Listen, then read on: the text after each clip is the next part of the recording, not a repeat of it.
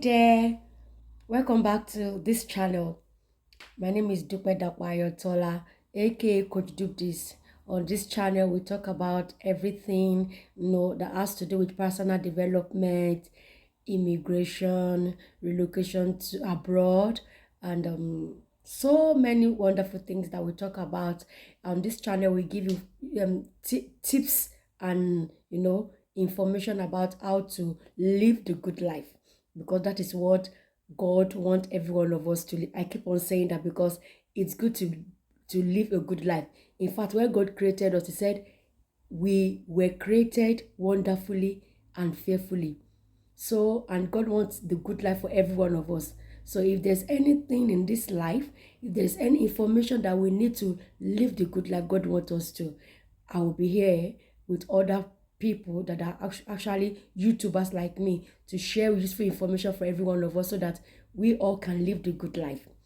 For today, last video I spoke about the two major ways you can migrate into or relocate into United Kingdom. I spoke about the school route and the work route. The school route is just the straight and direct one, while the work routes, you have lots of platforms, lots of visas that are under the work route. And if you have not watched that particular video, I will advise that you quickly watch the video while we go ahead with this one. And without more delay, I'm going to be talking about step-by-steps information that you need to to put into consideration when you are packaging your school application. There is a guide that I've packaged for as many people that will be interested. The guide contains lots of formats, how to do your personal statement, how to prepare your personal statement, the format of because there are some schools that do interview for you before they give you your confirmation of acceptance letter. There is a PCI format, your CV format, because it's not the ordinary CV, because there are a lot of documents you are going to be putting together to collate together to get your admission letter. The guide is a very, very good file for you to use. So if you are interested in that guide, it has lot of lot of formats, lot of things that you need to do that will help you to navigate your way into getting your admission letter. And not only admission letter, how to get your cars, how to book your appointment, everything is there inside that guide. If that is what interests you, please, there is a guide link there. Just click on that link and it will bring you back to my WhatsApp page where I can actually send the guide to you with a little token. So let's dive into what we have today. And like I said, the first thing I want to talk about when you're going through the school route is that you must have some savings with you. It's very, very capital intensive, and it you need to consider is your school fees and your living expenses in United Kingdom. So you must have your savings. The Bible even says that we should consider the cost. That if you want to build a house, the first thing you need to do is to consider the cost, so that okay, am I capable of building this house, or I still need to wait or something. But if you know that there are some sources for you to get money from, please just make sure that you have some savings. It's very, very important to have money in your process or in your bank account, or some investment that you can easily convert into cash to go through this route. And the second thing I'm going to be talking about is that you search for schools. Schools is very, very for you to search for school. Make researches on schools. There are a lot of schools, and each school have their own policy of admission. They have their own policies of admission. So you need to look for schools. Look for schools around you. Go online, look for schools. And I'm also going to be sharing some list of schools, that you can go into their site and search if they're actually okay for you to apply into their schools. And the first thing you need to consider when you are looking for schools, the first thing is that you must go for school that can actually give you admission above 1 year.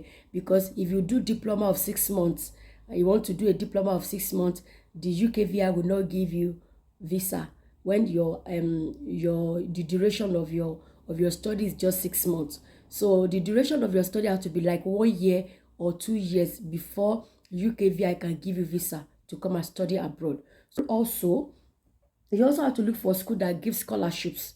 There are so many schools that give scholarships, and we also call it discounts. In my own case, my school fees was I was given a discount of 2,000 pounds as a kind of scholarship. There are some school, I know of a guy that I think his school fees was 9,500 pounds, and he was given a discount of 5,000. Means he's only going to pay 4,500 pounds. And 4,500 pounds, the first payment that he is going to make was I think it's 2,000 pounds. So you can look for school that give scholarships or that give discounts on school fees. Look for such schools. I will also be putting the list of some schools that you can get scholarship from. And it's even easy to search online to tell you that when you're applying for schools, don't only limit yourself to one school. You can apply it into 2 or 3 schools, and so that, because if you apply for only one school, at the end of it all, it's not all school that give you admission. They might not want to give the admission to you, or maybe they are already filled up, or the course you want to go for has already been filled up. So it's better for you to actually look for 3 universities and apply to those 3 universities, and hopefully you'll be able to get one. Another point. The other point that I would also like to share is that you should also look for schools that have campuses, because schooling inside London is quite expensive. My school has so many campuses, and they have the main campus in London, and we are paying different school fees.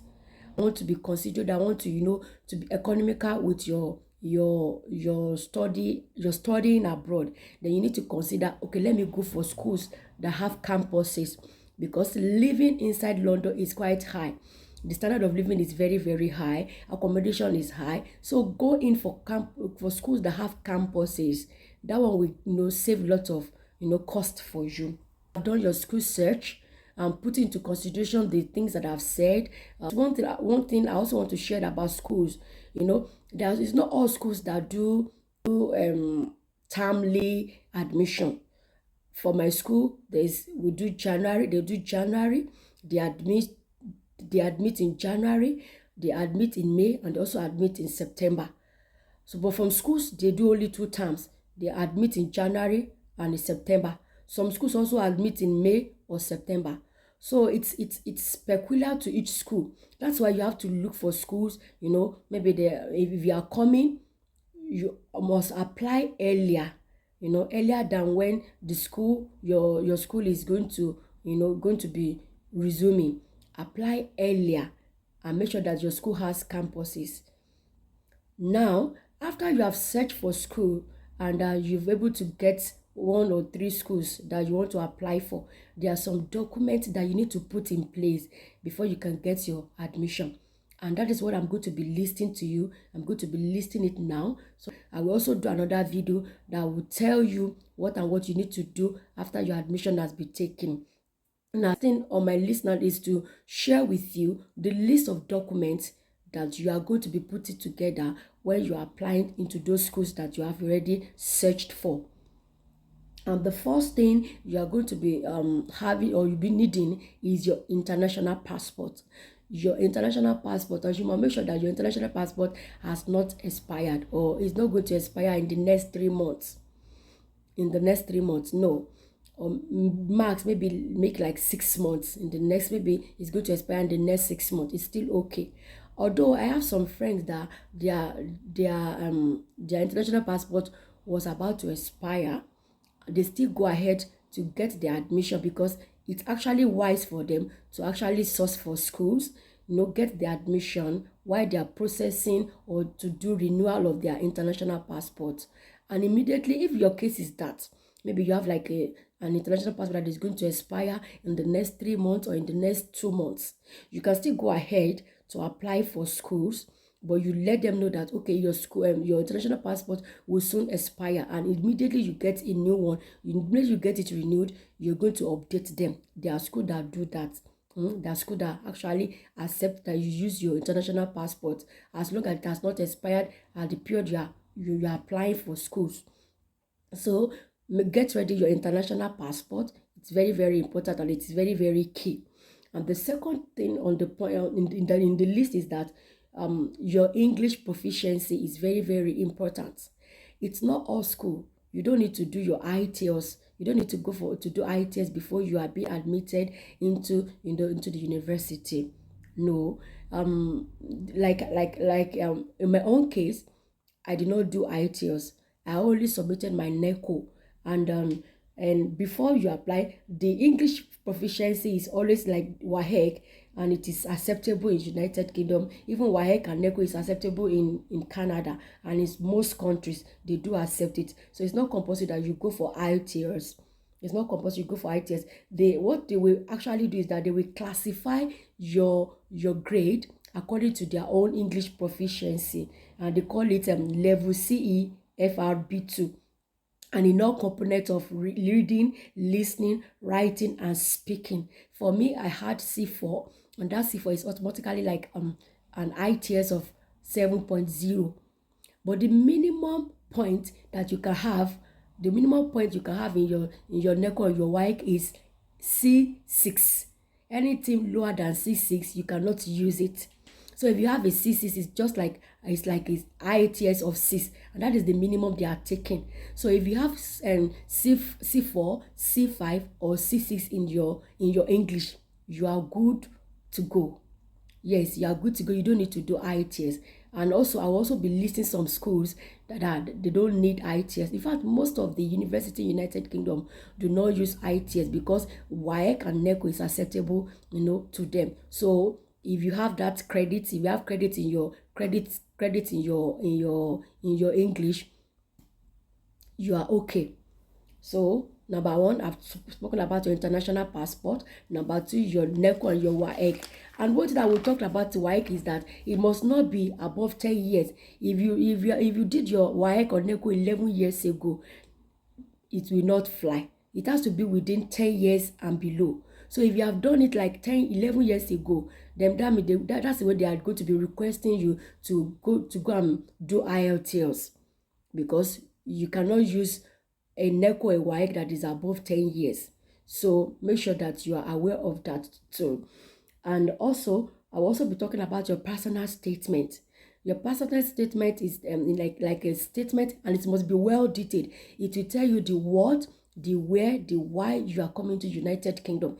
Tell them what you want to do. Why do you want to study? Why the course? Why are you studying the course you want to study? And what you'll be doing after your course. You will make it detailed, and it must be well arranged. And for people that want to get the guide, I'm going to give you a format of that particular personal statement. Is that your personal statement must be well detailed, very, very well detailed. And it's one of the reasons, if they check it and it's very, very watery, or it's not well detailed, they might reject it, or they may ask you to redo the personal statement. So you have to be very, very careful when you are packaging your personal statement. And also, your transcript is very, very important. Most schools, most universities now, they don't do their transcript manually. You have to go to the university school. That's your former university school. Go to that school. Google it. How do I process my transcript? And when you have done that online, you make a payment online and everything. You still have to go to school. I think it's very, very, very, very important. If you want it to be fast tracked, it's either you have somebody in the school, in your former university, to help you to fast track how to get your transcript, or you go there in person. I remember when I was processing my transcript, I applied online. I made my payment online. I even had a friend that was a lecturer. In my former school. She was helping me out, to get it. And when I found out it's taking some time, I actually traveled down and I traveled down, and immediately I was able to get 2 copies. A copy was sent directly to my school, that's to my UK school, and I got a student copy, and that copy has been with me for anytime I need a copy. I just scan it. Anytime I wanted to do anything, I just scan it. Even before the transit was sent to my school, I've already had my own copy. I've already sent it to them. So when you get to school, ask for the student copy, and also ask that they should send a copy to your school. List another document that you'll be needing is your bachelor degree certificate. That's your first degree certificate. You need a copy of it. Some people have not even gotten their own. What they are using is statement of result. It's high time you go and pick up your copy, because you will need it to apply for your master's or your PhD. When you are, for people that are married, might have changed the name, and that might have changed because you are on a marital ground. So you need to put your affidavit in place and make sure that your name is well detailed, the arrangement of name, everything is okay. It tallies with what you have on your international passport. Although you don't need to do that, some people are not actually doing it. They still use their maiden names, despite that they are married. They still use their maiden, but it's very, very safer, and it's very, very okay for you if you are married and you want to come with your family. It's very, very advisable, so that you not be going back and forth to get your affidavit in place. Your affidavit, your change of name, publication, all these things must be in place, so that you have a seamless application and get your admission fast. When you are filling your form online, because most of the forms, some schools, they will send the forms to you, you print them out, and you fill them. But for other schools, you do everything online. You do it online. And I want to tell you that at this juncture, you don't need to lie when you're filling your forms. Say it the way it is. I'm sure there are some places on the form that they will tell you if you ever been and refused visa or be rejected visa. Say it the way it is. Don't ever lie, because it has repercussion even at the end. Say it the way it is. Be sincere. Be transparent when you are filling your form. And if in case you need somebody like me, to help you to check what you are feeling, I'll always be ready, to put you through what you need to do. But make sure that you are transparent and sincere when you are filling your form online. Then another thing I would like to, before I forget, another thing I would like to share is that there's a CV you need to submit alongside with your application when you're applying. That's when you're applying for admission in the university. You need to have a detailed CV. You must make sure that you have to include at least 2 referees, people that that if they ask them, because they will actually send a mail to them. And make sure that you inform your referee, I am making you my referee, and I'm applying into so school. They might call you, they might send you email. So it's very, very, don't just put anybody as your referee. Make sure that you inform the person involved and inform your referees that you will be needing their attention to help you to fill some form, or to help you to write a letter, or that they should check their mails, that there's going to be a mail that is coming from a university that you have already given to them. So with that, you are able to process your admission.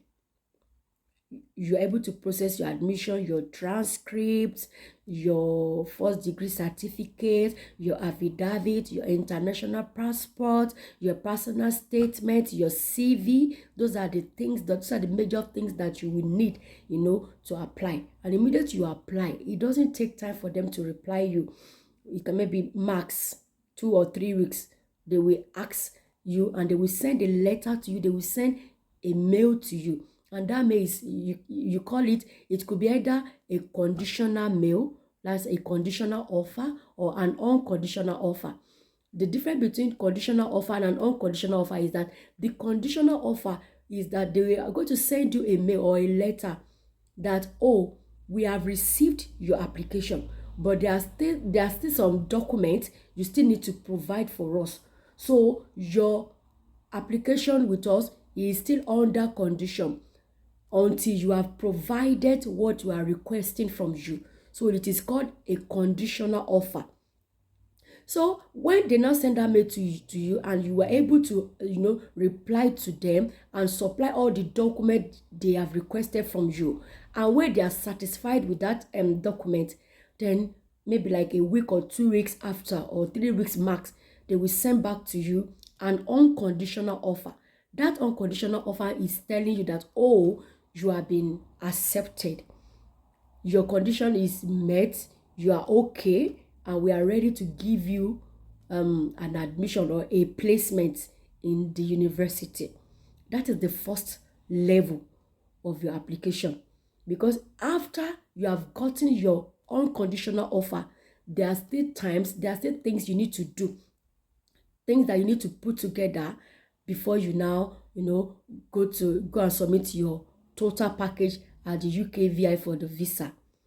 I'm going to stop here today because I can keep on going and going. But please, you are able to, I'm giving you an assignment now. If you have not searched for your school, this is time for you to search for your school. Check all the links that are put below this video. Try to check for schools. Try to follow what I have told you. Try to begin to put together all your documents.